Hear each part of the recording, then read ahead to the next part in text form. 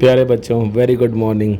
आज बच्चों हम जो कहानी सुन रहे हैं वो आप सभी के लिए बहुत ही इंटरेस्टिंग है और मेरे सभी श्रोताओं के लिए भी बहुत ही ज़रूरी है ये कहानी। इस कहानी के अंत में मैं आपसे एक क्वेश्चन पूछूंगा, उस क्वेश्चन का जवाब आप ज़रूर दीजिएगा। क्या यह सही था कि जो हमने जो है ना डिसीज़न ले लिया, क्या इतना जल्दी डिसीज़न लेना हमारे लिए ठीक था? अगर हाँ तो क्यों, और ना तो क्यों क्यों हमने इतनी जल्दी डिसीज़न ले लिया?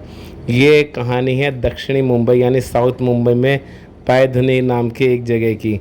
पायधुनी नाम की एक जगह है साउथ मुंबई में, वहाँ की कहानी है जहाँ एक हंसता खेलता परिवार रहा करता था, जिस परिवार में एक हस्बैंड वाइफ और उनके दो दो बहुत ही प्यारी प्यारी बच्चियाँ थी। हस्बैंड का नाम था अब्दुल्ला दहादीन, वाइफ का नाम था नसरीन दहादीन, और बेटियों का नाम था, एक 16 साल की बेटी थी जिनका नाम था आयशा, एक 13 साल की बेटी जिनका नाम था ज़ैनब दहादीन था। ठीक है ना। अब इनके साथ क्या होता है, ये 25 अप्रैल 2026 की रात को ये क्या करते हैं, एक बिरयानी खाते हैं, मटन बिरयानी खाते हैं। अब 26 तारीख को इन्होंने सुबह सुबह नाश्ते में खाया तरबूज। अब तरबूज खाने के बाद क्या हुआ, इन सभी की जो है ना पूरी जो है ना तबीयत एकदम बहुत ज़्यादा बिगड़ गई। बहुत ज़्यादा तबीयत बिगड़ने के बाद वहीं पास में 4th फ्लोर पे एक होम्योपैथिक डॉक्टर रहा करते थे जिनका नाम था ज़ैब कुरैशी जी को पड़ोसियों ने बुलाया, जिनके बाद ज़ैब कुरैशी जी ने देखा कि जो सबसे छोटे विक्टिम थे जिनका नाम था ज़ैब दहादीन जिनका नाम था, उनके मुंह से झाग आ रहे थे।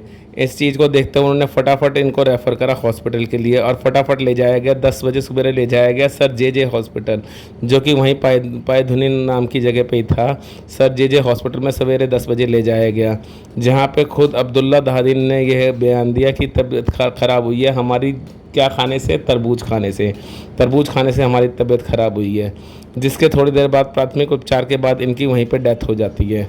और डेथ के बाद जब बॉडी को फर्दर इन्वेस्टिगेट करा गया तो इन सभी की बॉडी में मॉर्फिन नाम का जहर मिला, जिसकी वजह से इनके सभी वाइटल ऑर्गन्स क्या हुआ था, ग्रीन पड़ गए थे, हरे रंग के हो गए थे सभी वाइटल ऑर्गन्स। जो कि हालांकि ये बहुत ही दुखदायी कहानी है, बहुत ही गलत हुआ पूरे परिवार के साथ, जो कि पूरा परिवार एक साथ ख़त्म हो गया। पर क्या ये हमारा ठीक था डिसीजन कि ये क्या तरबूज खाना, हम लोगों ने एक बहुत ही एक अजम्पशन मान के बैठ गए कि तरबूज खाने से ये जो है इनकी बॉडी में जहर चला गया, जबकि ऐसा कुछ नहीं था। एफडीए ने ऐसा बताया कि ऐसा कुछ नहीं था।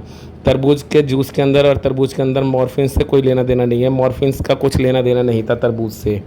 और हमने ये मान के बैठे कि तरबूज से इनकी बॉडी में जहर गया, जिसकी वजह से इसी हमारी एजम्पशंस की वजह से, इसी हमारी धारणाओं की वजह से, इसी मिथ की वजह से हमारे जो है मुंबई में तरबूजों की बिक्री लगभग 50% तक असर पड़ा। तरबूजों की बिक्री पे, तरबूजों की बिक्री एकदम 50% तक घट गई और इसी का पूरे भारतवर्ष पे भी असर पड़ा। हमारी दिल्ली में भी इसकी जो है ना बिक्री लगभग बहुत ज़्यादा असर पड़ा। आज के समय में लोग तरबूज खरीदती दफ़ा भी डर रहे हैं कि कहीं ऐसा ही कोई हालत हमारे परिवार के साथ ना हो। तो बेटा एक बार सोचिएगा और प्लीज़ मुझे कमेंट करके ज़रूर बताइएगा, क्या ये हमारी जो है धारणा बनाना सही था? क्या ये तरबूज से हुआ था केस, या हो सकता है, ये भी तो हो सकता है कि वो मटन बिरयानी की वजह से हुआ हो, या ये भी तो हो सकता है मॉर्फिन कहीं से, क्योंकि मॉर्फिन एक छोटी मोटी चीज़ तो है नहीं। देखिए बहुत ही ज़्यादा हार्मफुल जहर है। और ये मॉर्फिन कहाँ से आ सकता है? ना तो मटन बिरयानी से आया, ना ये तरबूज से आया, तो ये आया कहाँ से, उनकी बॉडी में उत्पन्न कहाँ से हुआ? अभी भी ये केस अभी भी जो है हाई फॉरेंसिक लैब के हाथों में है। पर हमने ये धारणा मान के बैठ गए कि जो है तरबूज खाने से उनकी डेथ हुई, जिसकी वजह से हमारे फार्मर्स लोग कितना परेशान हुए। देखिएगा ज़रा, प्लीज़ मुझे कमेंट करके ज़रूर बताइएगा क्या ये सही हुआ या गलत हुआ। Thank you so much, God bless you.